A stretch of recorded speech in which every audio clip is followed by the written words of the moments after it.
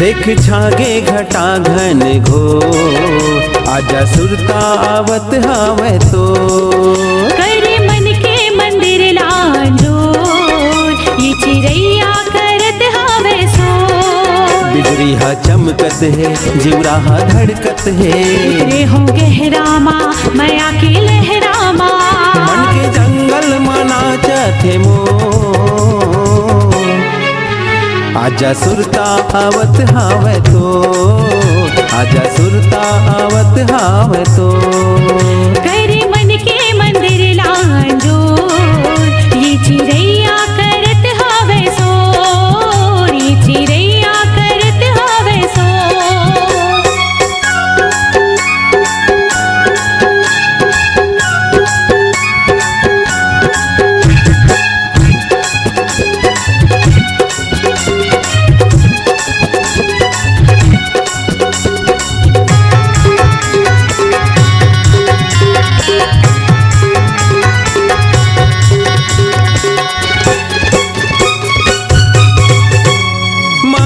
के रंग आओ हाँ तोरे संग आओ, टिकली कस चटके रहूं।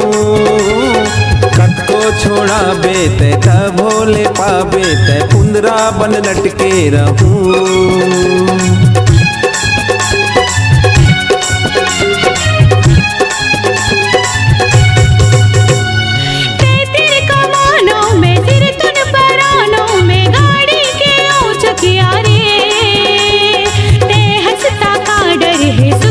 जीवन भर है गिरिया है मोर पकिया रे।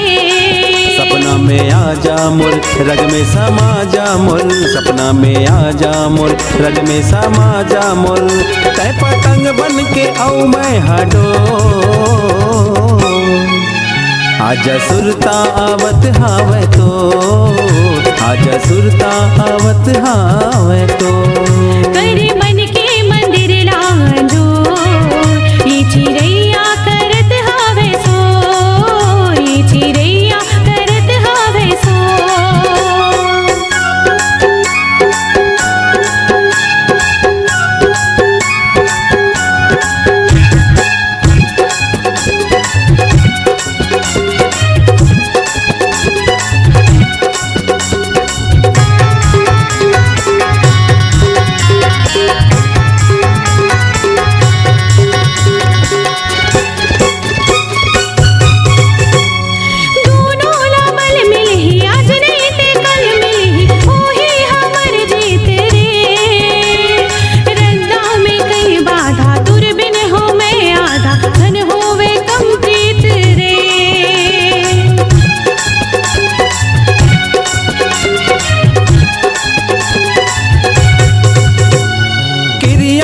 खावा था तोर तिर में आवा था, मांगे ना तोर हाथ वो। सुरता हा जब आथे मोला तो बड़ भाथे, तोर हासी तोर बात वो। नगबन की मुंदरी में रेहो तुर अंगरी में, नगबन की मुंदरी में रेहो तुर अंगरी में। नहीं हावस रे मोरे चित जो, ये चिरैया करत हावे सो।